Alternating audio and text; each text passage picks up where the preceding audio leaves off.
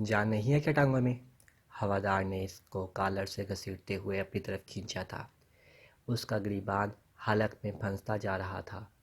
آرام سے، اس نے مزاحمت کرنا چاہی تھی، مگر آواز گلے میں اٹک کر رہ گئی۔ وہ بری طرح کھانسنے لگا۔ ہوادار کے ہاتھ تھے یا فولاد جو اس کے گلے میں دھنس رہے تھے۔ یہ کیا کر رہے ہو ثاقب؟ اس آدمی کو ایسے کیوں گھسیٹ رہے ہو؟ ایسا جو شفاقت کی نظر جیسے ہی اپنے کیبن سے باہر گئی تو یہ منظر دیکھ کر چونکا اور اپنی چیئر سے اٹھ کر باہر آیا۔ صاحب، یہ ایک نمبر کا بدماش ہے، بڑی مشکل سے ہاتھ آیا ہے۔ اس کا لہجہ کرخت تھا، نظریں بھی اسی آدمی پر مرتکز تھی۔ نہیں صاحب، میں کوئی بدماش آدمی نہیں ہوں، مجھ پر رحم کرو، یہ زبردستی مجھے یہاں گھسیٹتے ہی لایا ہے۔ وہ رندھے ہوئے لہجے میں ہاتھ جوڑے فریاد کر رہا تھا۔ مگر پولیس اسٹیشن میں کسی کی سنوائی ہوئی ہے بھلا جو اس کی ہوتی؟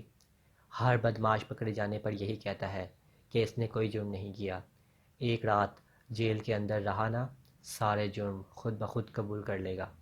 ثاقب نے کھا جانے والی نظروں سے اس آدمی کو گھورا تھا اور لاکر کھولتے ہوئے اسے دیوار کی جانب پٹخ دیا۔ ثاقب! شفاقت چیخا۔ اسے یہ رویہ ذرا نہ بھایا۔ وہ آدمی روتے ہوئے سلاخوں کی جانب بڑھا اور ہاتھ بڑھا بڑھا کر دہائیاں دیتا رہا۔ صاحب، مجھے جانے دو، میں نے کچھ نہیں کیا، کسی کی بات کا یقین بھی کر لیتے ہیں۔ شفاقت نے ثاقب کی سرزنش کی تھی۔ نئے نئے ایس ایچ اے بنے ہو آپ، اس لیے بہتر یہی ہوگا کہ کام سیکھیں، کام خراب مت کریں۔ ثاقب نے عجیب نظروں سے اس کی طرف دیکھا تھا۔ وہ ٹھٹک کر رہ گیا۔ اس کی نظروں میں عجیب وحشت ٹپک رہی تھی۔ یہ کہتے ہی وہ دوبارہ باہر کی جانب چل دیا۔ شفاقت بھی اپنے کیبن کی طرف بڑھا۔ ثاقب نے ٹھیک ہی کہا تھا، وہ نیا تھا۔ آج ہی اس کی ڈیوٹی کا پہلا دن تھا اور سرکار نے اپنے شہر سے اتنی دور اس ویرانے میں اس کی تعیناتی کر دی تھی، جہاں دور دور تک کسی آدم ذات کا نشان نہیں تھا۔ اس پولیس اسٹیشن پر بھی ان دونوں کے سوا کوئی نہ تھا۔ اب یہ تیسرا آدمی آیا تھا، مگر وہ اپنے آپ کو بے قصور کہہ رہا تھا، مگر کوئی ثبوت بھی تو نہیں تھا۔ صاحب، میری بات کا یقین کریں خدارا، میں نے کچھ نہیں کیا، مجھے یہاں سے نکالیں، مجھے نہیں مرنا۔ آخری جملے پر وہ بری طرح چونکا تھا۔ وہ بیٹھتے بیٹھتے رہ گیا۔ واپس لاکر کی طرف بڑھا۔ کیا کہہ رہے ہو تم؟ تمہارا جرم ابھی ثابت نہیں ہوا۔ شفاقت نے اسے جھاڑا تھا۔ آپ کیا سمجھتے ہو یہ مجھے کسی جرم کی پاداش میں پکڑ کر لایا ہے؟ نہیں صاحب نہیں، یہاں اس ویرانے میں آنا ہی سب سے بڑا جرم ہے۔ اب دیکھنا، رات ہوتے ہی مجھے مار دیا جائے گا۔ اس نے پہلی بار وین کیے بغیر اپنے جملے مکمل کیے تھے۔ شفاقت یہ سن کر خاصا چونکا۔ اسے یہ سب اول فول لگا، تبھی گردن جھٹک کر اپنے کیبن کی طرف بڑھا۔ اگر میں مرا تو زندہ تم بھی نہیں رہو گے صاحب، وہ تمہیں بھی مار ڈالے گا، مار ڈالے گا، سنا تم نے؟ تم بھی رات ہوتے ہی مارے جاؤ گے۔ وہ چیختا چلاتا سلاخوں کو مضبوطی سے پکڑے زمین بوس ہو رہا تھا۔ شفاقت کے پاؤں تلے سے جیسے زمین ہی نکل چکی تھی۔ وہ آدمی یا واقعی پاگل تھا جو ایسی بکواس کر رہا تھا، یا پھر اس کی باتوں میں سچائی تھی؟ وہ کئی لمحے کھڑا سوچتا رہا۔ ذہن کا بجھا ہوا حصہ تابناک دکھائی دے رہا تھا۔ ٹریننگ مکمل کرنے کے بعد اس کی تعیناتی شہر سے دور ایک شام نگر نامی گاؤں میں ہوئی تھی۔ یہ نام سن کر ہی اسے عجیب لگا تھا۔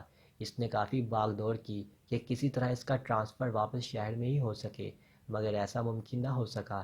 اس کے سینئرز نے بھی اسے کچھ ماہ وہاں کام کرنے کو کہا۔ دیکھو شفاقت، ابھی تمہیں وہاں جانا ہی ہوگا، 2-3 ماہ وہاں گزارو، پھر دیکھتے ہیں کہ واپسی کے کیا چانسز بنتے ہیں۔ یہ سن کر اسے کافی مایوسی ہوئی تھی۔ پہلے ہی وہ 6 ماہ گھر سے دور رہا تھا اور اب ٹرانسفر بھی اتنی دور کی گئی۔ ہاں، یاد آیا، 2 ماہ بعد نیا بیچ فری ہو رہا ہے، ان میں سے کسی کا ٹرانسفر وہاں کروا دیں گے اور تمہیں واپس شہر ٹرانسفر کرنے کی پوری کوشش کروں گا۔ یہ سن کر ایک آس بندی تھی، بس اسی آس کو دل میں رکھے وہ اس ویرانے میں جانے کے لیے راضی ہوا تھا۔ صبح صادق کا وقت تھا جب اس نے شام نگر نامی گاؤں کی سرحد پر قدم رکھا۔ کیا ہی سحر انگیز وقت تھا، تا حد نگاہ بنجر زمین ہی نظر آ رہی تھی۔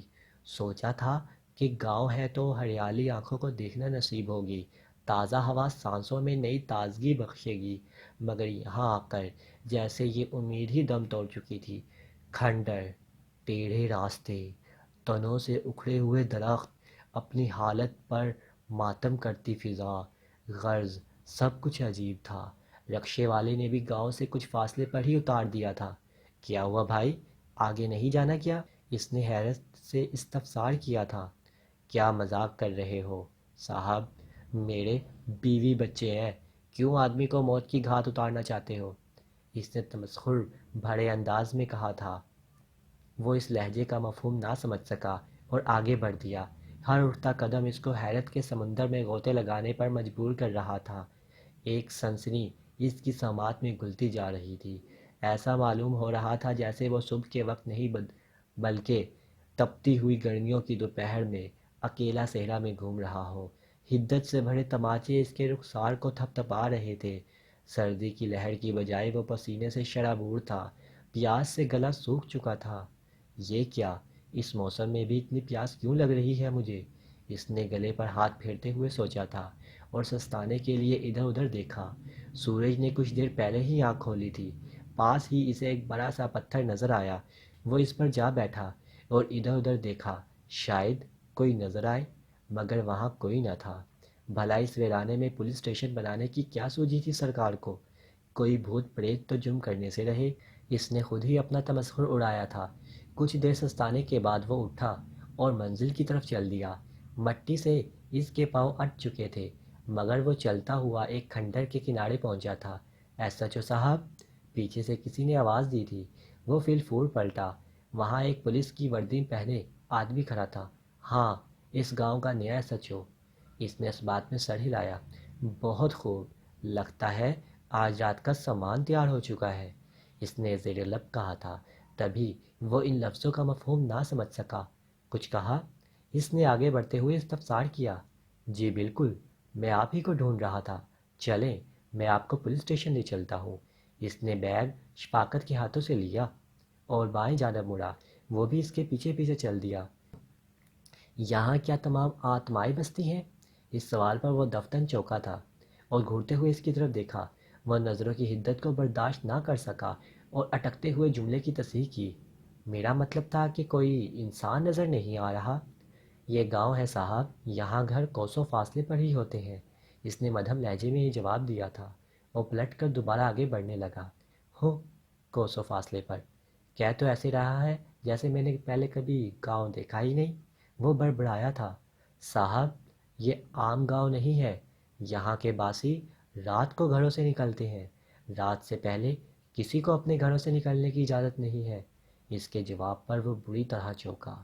وہ اس کے من کی بات پڑھ چکا تھا، یا پھر اس کی سماعت اتنی تیز تھی جو ہلتے لبوں سے لفظوں کو سن لیا کرتا تھا۔ تھوک کو گلے سے نگلتے ہوئے وہ اب خاموشی سے اس کے پیچھے پیچھے چل رہا تھا۔ پولیس اسٹیشن پہنچنے پر وہ ایک بار پھر چونکا۔ فقط کھنڈر تھا یا پھر اس کیبن کے جہاں اس کے نام کی تختی پہلے سے ہی آویزاں تھی؟ اس آدمی نے اپنا نام ثاقب بتایا اور اسے اپنے کیبن میں جانے کا کہا۔ آپ ابھی سے اپنی ڈیوٹی جوائن کرنا چاہو تو ٹھیک ہے، ورنہ پولیس اسٹیشن کے اگلے حصے میں کچھ کوارٹر ہیں، وہاں جا کر آرام کر لیں، ڈیوٹی کل سے شروع کر لیجیے گا۔ نہیں نہیں، میں آج سے ہی ڈیوٹی جوائن کرنا چاہوں گا۔ آپ مجھے واش روم بتا دیں کہاں ہے تاکہ یونیفارم چینج کیا جا سکے۔ اگرچہ اسے آرام کی ضرورت تھی، مگر اس نے تکلف برتا، اور ویسے بھی اس ویرانے میں بھلا کون سا مجرم اس کا منتظر ہو سکتا تھا؟ ڈیوٹی پر بھی تو آرام ہی کرنا ہے۔ بس اسی سوچ کے پیش نظر وہ اسی وقت ڈیوٹی پر حاضر ہوا تھا۔ سورج نے اپنے آپ کو سمیٹنا شروع کیا تو لاکر میں بند آدمی کی سانسیں اٹکنا شروع ہو گئیں۔ وہ ایک ایک سانس بھی سوچ سمجھ کر لے رہا تھا اور دیوار کے ساتھ ایسے سمٹا بیٹھا تھا جیسے کوئی موت کی تلوار اس کے سر پر لٹکی ہوئی ہو۔ شفاقت اس کی حالت کو دیکھ رہا تھا، مگر کچھ بھی کہنے سے اجتناب برت رہا تھا۔ آنکھوں میں موت کا خوف، کپ کپاتے ہوئے ہاتھ اور سوکھی ہوئی جلد جیسے اس کا خوف عیاں کر رہی تھی۔ ایک لمحے کے لیے اس نے بھی اپنا کام روک لیا تھا۔ ثاقب، یہ آدمی ایسے کیوں ڈر رہا ہے؟ ثاقب، جو ایک فائل لینے کیبن میں آیا تھا، فوراً پوچھ ڈالا۔ کچھ نہیں صاحب، بس رات سے خوف کھا رہا ہے شاید، اس نے بے اعتنائی برتتے ہوئے جواب دیا تھا۔ رات سے خوف؟ مطلب؟ اس نے دونوں ہتھیلیوں کو ٹھوڑی کے نیچے کیا۔ کچھ نہیں۔ اس نے زہریلی مسکراہٹ کے ساتھ اس کی طرف دیکھا اور باہر کی طرف چل دیا۔ شفاقت اس مسکراہٹ کو نہ سمجھ سکا اور گردن جھٹک کر اپنا کام سمیٹا اور سورج کے ڈوبتے ہی وہاں سے نکلنے کی تیاری کی۔ صاحب، صاحب، مجھے اکیلا چھوڑ کر مت جائیں، وہ مار ڈالیں گے مجھے۔ جیسے ہی شفاقت نے نکلنا چاہا تو اس کی دہائیاں کھنڈر نما پولیس اسٹیشن میں گونج اٹھی۔ اوئے، خاموش ہو یا ایک الٹے ہاتھ کی لگاؤں، ثاقب نے ایک رخت لہجے میں کہا تھا، جس پر وہ ڈرے ہوئے بچے کی طرح سہم کیا اور دیوار سے جا لگا۔ صاحب، آپ جاؤ، بے فکر رہو، اس کا اچھے سے خیال رکھوں گا۔ ثاقب کے کہنے پر بھی وہ کچھ دیر تک اس کی طرف دیکھتا رہا جہاں ڈر اپنا ڈیرا جمائے ہوئے تھا، مگر وہ اپنا وہم سمجھ کر آگے بڑھا اور کوارٹر میں آ کر سفر اور دن کی تھکان مٹانے کی خاطر لیٹا، مگر نیند تو جیسے اس سے روٹھی ہوئی تھی۔ وہ کروٹیں بدلتا رہا مگر بے چینی نے پیچھا نہ چھوڑا۔ آنکھ لگی تو خوفناک خواب نے اس کو بری طرح ڈرا دیا۔ رات کے آخری پہر وہ چیختا ہوا اٹھ کھڑا ہوا تھا۔ اپنے آپ پر نگاہ دہرائی تو وہ پسینے سے شرابور تھا، سانسیں بھی بکھرے ہوئے سمندر کی طرح اتھل پتھل ہو رہی تھی۔ دائیں جانب رکھے گلاس کو اٹھایا اور پانی کا ایک بڑا سا گھونٹ گلے میں اتارا جہاں سالوں کی تشنگی محسوس ہو رہی تھی۔ بہت ہی ڈراؤنا خواب تھا۔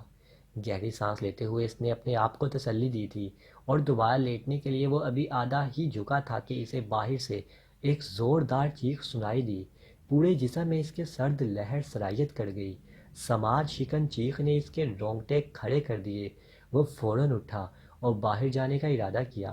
ابھی وہ دروازہ کھولنے ہی جا رہا تھا کہ اس کی سماعت میں ثاقب کے الفاظ گونجے، صاحب، ایک بات یاد رکھیے گا، رات کے وقت اپنے کمرے کا دروازہ نہ کھولیے گا، چاہے باہر آگ لگے یا پھر قیامت آ جائے، مگر اپنے کمرے میں رہیے گا، کیونکہ یہاں ویرانے میں رات کو درندے گھومتے ہیں۔ اس کا لہجہ اس قدر وحشت سے بھرپور تھا کہ وہ اگلا سوال ہی نہ کر سکا۔ وہ دوبارہ پلٹ آیا، ایک پولیس والا ہونے کے باوجود اکڑوں بیٹھے رات کے گزرنے کا انتظار کرنے لگا۔ صبح جب وہ پولیس اسٹیشن پہنچا تو یہ دیکھ کر دنگ رہ گیا کہ وہ آدمی جسے ثاقب کل لایا تھا آج موجود نہیں ہے۔ ثاقب، یہ آدمی کہاں ہے؟ لاکر کی جانب اشارہ کرتے ہوئے استفسار کیا تھا۔ ضمانت ہو گئی اس کی۔ ضمانت؟ وہ بھی اتنی صبح؟ وہ بڑبڑایا تھا تو ثاقب کی گھورتی نگاہوں نے اسے خاموش کروا دیا۔ وہ اپنے کیبن میں موجود ہوا، مگر اس کے ذہن میں ابھی تک اس آدمی کا خیال گھوم رہا تھا۔ وہ اسی کے بارے میں سوچ رہا تھا، اس کا ڈرا ہوا چہرہ، اس کی بے تکی سی باتیں، وہ نہ چاہتے ہوئے بھی انہی کے بارے میں سوچ رہا تھا۔ یہ کیا اول فول سوچ رہا ہوں میں؟ اس نے اپنے خیالات کو بری طرح جھٹکا اور کام پر دھیان دیا۔ دن کے وسط میں اسے کسی کام سے گاؤں کے دوسرے حصے جانا پڑا۔ ثاقب کو پولیس اسٹیشن پر ہی کام تھا، اس لیے وہ یہیں تھا۔ وہاں پہنچ کر اس نے جو منظر دیکھا وہ دیکھ کر اس کے اوسان خطا ہو گئے۔ وہی آدمی جو کل لاکر میں بند تھا، آج خون میں لت پت ویرانے میں کسی مرے ہوئے جانور کی طرح پڑا ہوا تھا۔ اس کو اگلا سانس لینا بھی دشوار ہو چکا تھا۔ ایسے کیا دیکھ رہے ہو صاحب؟ عنقریب تمہارا بھی یہی حال ہونے والا ہے، ایک آواز عقب سے سنائی دی۔ وہ ڈرتے ڈرتے پلٹا تو خوف کے مارے پیچھے کی جانب اچھل پڑا۔ آنکھیں یقین کرنے سے قاصر تھیں۔ وہ پھٹی پھٹی آنکھوں سے کبھی سامنے کھڑے شخص کی طرف دیکھتا تو کبھی خون میں لت پت لاش کو۔ دونوں ایک ہی صورت کے مالک تھے۔ تم تو یہ، وہ بری طرح ہانپ رہا تھا۔ اسی لیے تمہارے سامنے منت سماجت کر رہا تھا صاحب کہ مجھے وہاں سے نکال دو، مجھے جانے دو، مگر تم نے میری ایک نہیں سنی اور مجھے ان درندوں کے رحم و کرم پر چھوڑ دیا۔ اس بار اس کی آواز میں لرزش نہیں تھی، وہ ابھی تک ہونکو دیکھا جا رہا تھا۔ کہ کیا مطلب؟ ابھی تک مطلب نہیں سمجھے تم؟ استہزائیہ انداز میں گردن جھٹکی گئی۔ یہ گاؤں انسانوں کے رہنے کے لیے نہیں بنا صاحب، آج سے کئی سال پہلے یہاں بھی لوگ رہتے تھے، اور جہاں تم کام کرتے ہو وہاں گناہ گاروں کو سزا دی جاتی تھی۔ ایک بار اس گاؤں میں کئی ڈاکو آئے اور لوگوں کو لوٹنا شروع کر دیا۔ رات ہوتے ہی اپنی وحشت کی دکان چمکاتے۔ تمام گاؤں والوں نے مل کر ان کا مقابلہ کرنا چاہا اور تھانے جا کر رپورٹ درج کروائی۔ وہاں کا ایس ایچ او تمہاری طرح نیا آدمی تھا، اس نے فوراً کارروائی کی اور رات سے پہلے پہلے تمام ڈاکوؤں کو تھانوں میں بند کر دیا۔ وہ جیسے ہی تھانے سے باہر نکلا تو ناگہانی طور پر تھانے میں آگ لگ گئی اور تمام ڈاکو مارے گئے۔ بس تبھی سے ان ڈاکوؤں کی روحیں اس گاؤں میں بھٹک رہی ہیں اور ہر رات کسی نہ کسی انسان کو اپنے ظلم کا نشانہ بناتی ہے۔ یہ کہہ کر وہ خاموش ہوا تو شفاقت کی آنکھیں پھٹی کی پھٹی رہ گئیں۔ وہ اس کہانی کو حقیقت سمجھے یا افسانہ، کوئی بھی نتیجہ اخذ نہیں کیا جا سکتا تھا۔ اس گاؤں میں بسنے والا میں آخری آدمی تھا۔ اب تمہاری باری ہے۔ اس بار وہ عجب انداز میں پلٹا تھا، آنکھوں میں خون کی دھاریں اور لباس بھی خون میں لت پت تھا۔ اس نے ارد گرد دیکھا تو اس جیسی کئی زندہ لاشیں بھی اس جانب بڑھ رہی تھیں۔ ہم سب بے قصور تھے مگر مارے گئے، اب تم بھی مارے جاؤ گے، آج رات تمہاری باری ہے۔ سب یک زبان ہو کر بولے تھے۔ اس کی سماعت کے پردے پھٹنے لگے۔ نہیں نہیں، اس نے بھاگنا چاہا مگر بھاگا نہ گیا۔ ایسا لگا جیسے قدم زمین میں دھنس چکے ہوں۔ بھاگنے سے کچھ نہیں ہوگا۔ اس گاؤں کی سرحدیں پار کرنا آسان نہیں ہے۔ یہاں آتا تو ہر کوئی اپنی مرضی سے ہے مگر جاتا اپنی مرضی سے نہیں ہے۔ اب تم جب تک اس کا شکار نہیں بن جاؤ گے نہیں جا سکتے۔ یہ سن کر اسے اپنا تھوک بھی نہ نکلا گیا۔ نہیں، میں مرنا نہیں چاہتا، اس نے مشکل سے کہا تھا۔ مرنا تو میں بھی نہیں چاہتا تھا، بلکہ ہم میں سے کوئی بھی نہیں چاہتا تھا، لیکن مارے گئے۔ اسی طرح تم بھی مارے جاؤ گے، بے موت مارے جاؤ گے۔ لیکن سب کو روکنے کا کوئی تو حل ہوگا۔ کیسے خون کے اس کھیل کو ختم کیا جا سکتا ہے؟ اس نے بالآخر پوچھا تھا۔ کوئی حل نہیں، موت ہی اس کھیل کا آخری حل ہے۔ ایک آواز گونجی۔ وہ مورت بن کر رہ گیا۔ ایک حل ہے، آواز عین پیچھے سے آئی تھی۔ سب پلٹے۔ وہاں ثاقب تھا۔ شفاقت نے اسے وہاں دیکھا تو اس کی ہمت بندھی اور دوڑتا ہوا آگے بڑھا۔ ثاقب، اچھا ہوا تم یہاں آ گئے، یہ سب دیکھو کیسی باتیں کر رہے ہیں۔ وہ ہکلاتے ہوئے کہہ رہا تھا۔ ٹھیک کہہ رہے ہیں صاحب، ہم سب مرے ہوئے ہیں۔ لفظ ہم سب سن کر وہ حیران رہ گیا اور پچھلی جانب اچھلا۔ اسے یقین نہیں آ رہا تھا کہ جس کے ساتھ وہ کل سے موجود تھا وہ ایک مرا ہوا شخص تھا۔ تم مر چکے ہو؟ اس نے ہکلاتے ہوئے پوچھا تھا۔ ہاں، اور جو تمہارے ساتھ ہے وہ انہی ڈاکوؤں میں سے ایک کی روح ہے جس نے میری شکل کا لبادہ اوڑھا ہوا ہے۔ اس نے غلط فہمی دور کی تھی۔ شفاقت کو اپنی آنکھوں پر یقین نہیں آیا مگر اس کے سوا کوئی چارہ بھی نہیں تھا۔ وہ روحوں کے عین بیچ کھڑا تھا، سب کو ہونکوں دیکھا جا رہا تھا۔ نکلنے کا راستہ؟ وہ بمشکل بول پایا تھا۔ بالکل، اگر تمہیں زندہ رہنا ہے اور موت کے اس کھیل کو روکنا ہے تو رات سے پہلے اس گاؤں کی سرحد سے نکلنا ہوگا، کیونکہ اگر کوئی انسان ان کے شکنجے سے زندہ نکل جائے تو موت کا یہ کھیل روکا جا سکتا ہے۔ ثاقب نے راستہ بتایا تھا۔ مگر کیسے؟ وہ سامنے بیری کے درخت دیکھ رہے ہو؟ تمہیں وہاں پہنچ کر اس کی لکڑی کو جلا کر روشنی حاصل کرنا ہوگی۔ اس روشنی میں ہی تمہیں باہر جانے کا راستہ دکھائی دے گا۔ مگر یاد رہے، اس درخت تک تمہیں رات سے پہلے پہنچنا ہوگا اور رات سے پہلے اس گاؤں سے نکلنا ہوگا، تبھی تم کامیاب ہو سکو گے۔ یہ کہتے ہی سب غائب ہو گئے اور وہ اکیلا اس خون میں لت پت لاش کے سامنے کھڑا تھا۔ مجھے دیر نہیں کرنی چاہیے، یہ کہتے ہی وہ اس بیری کی درخت کی جانب بڑھا۔ تیز قدموں کے ساتھ وہ آگے بڑھتا ہی جا رہا تھا مگر فاصلہ تھا کہ کم ہونے کا نام ہی نہیں لے رہا تھا۔ سورج بھی دھیرے دھیرے اپنے آشیانے کی طرف جا رہا تھا، سائے بھی لمبے ہوتے جا رہے تھے مگر منزل تھی ابھی کوسوں دور تھی۔ اے خدا مدد کر، اس نے دل ہی دل میں دعا کی اور پوری طاقت سے اس جانب بڑھا۔ ایک زوروں کی آندھی آئی اور اس کو چک لے جانا چاہا مگر وہ اس آندھی کو دغا دے گیا اور قلع بازی کھاتے ہوئے درخت کے پاس پہنچا۔ ایک کک لگا کر ٹہنی توڑی اور بس آگ لگانا باقی تھی۔ اس نے جیسے ہی پلٹنا چاہا تو وہاں کئی سیاہ لباس پہنے شخص کھڑے تھے۔ رات سے پہلے کوئی نہیں جا سکتا یہاں سے، سب یک زباں کہہ رہے تھے۔ آنکھیں شعلہ جنوں تھیں مگر وہ وقت ضائع کرنے کے حق میں نہ تھا۔ سورج عین کنارے پر تھا، رات پڑ پھیلائے بس آئے ہی جاتی تھی۔ اس نے آگ کو ڈھونڈنا چاہا مگر وہ نہ ملی۔ تب اس نے دو پتھروں کو سامنے پڑا پایا۔ آج تک بس پڑھا تھا کہ آگ پتھروں سے پیدا کی جا سکتی ہے، آج اس تھیوری کو سچ ثابت کرنے کا وقت آن پہنچا تھا۔ اس نے اپنی بفری سانسوں کو ساکن کیا اور پتھروں کو رگڑتے ہوئے آگ جلانا چاہی۔ وقت ریت کی مانند پھسل رہا تھا، دور سے گھوڑوں کے دوڑنے کی آوازیں آ رہی تھی، دل کی دھڑکنیں بے ترتیب ہو گئیں۔ وہ عجلت سے پتھروں کو رگڑ رہا تھا، تب امید کی کرن نے جنم لیا۔ کئی چنگاریاں پیدا ہوئیں اور اس نے ٹہنی کو آگ لگائی۔ دھوئے نے فضا کو اپنی آغوش میں لیا تو اسے اپنے عقب میں ایک کچا راستہ دکھائی دیا اور دور لوگوں کی آوازیں بھی۔ مسکراہٹ نے لبوں پر جنم لیا تو پیچھے سے گھوڑوں کی آوازوں نے زور پکڑ لیا۔ ہاتھ سے ٹہنی نیچے جا گری اور راستہ معدوم ہو گیا۔ کہا تھا نا، رات سے پہلے کوئی نہیں جا سکتا یہاں سے۔ آوازیں بلند ہو رہی تھیں۔ سورج کی بس آخری ٹکیا دکھائی دے رہی تھی جو چند لمحوں کی مہمان تھی۔ شفاقت نے بس اسی راستے کی طرف جو اسے چند لمحوں کے لیے دکھائی دیا تھا دوڑ لگا دی۔ وہ بھاگتا رہا، اندھا دھند بھاگتا رہا، نہ پیچھے دیکھا نہ ہی دائیں بائیں۔ کئی آوازیں اسے اپنی طرف بلا رہی تھیں۔ لوگوں کی آہیں اسے پیچھے پلٹ کر دیکھنے کے لیے مجبور کر رہی تھی، مگر وہ ہیجانی کیفیت میں اپنی زندگی کی بقا کے لیے بھاگ رہا تھا۔ تبھی اسے ایک زرہ کی آواز آئی۔ اسے ایسا لگا جیسے کسی نے اس کی پشت پر زبردست ضرب لگائی ہو۔ وہ درد سے کڑا اٹھا تھا، مگر رکنے کا وقت نہیں تھا۔ سورج اب رخصت ہو چکا تھا اور اس نے آخری چھلانگ لگائی، اس آس پر کہ شاید وہ سرحد پار چکا ہو۔ وہ ایک پتھر کے اوپر جا گرا۔ خون کی ایک لکیر پیشانی سے نکلی۔ اس کا لباس مٹی میں بری طرح اٹ چکا تھا۔ کیا ہوا بیٹا؟ تم ایسے کیوں بھاگ رہے تھے؟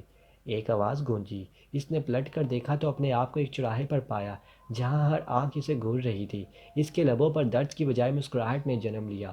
آخر وہ جیت چکا تھا، رات سے پہلے اس گاؤں کی سرحد کو پار کر چکا تھا۔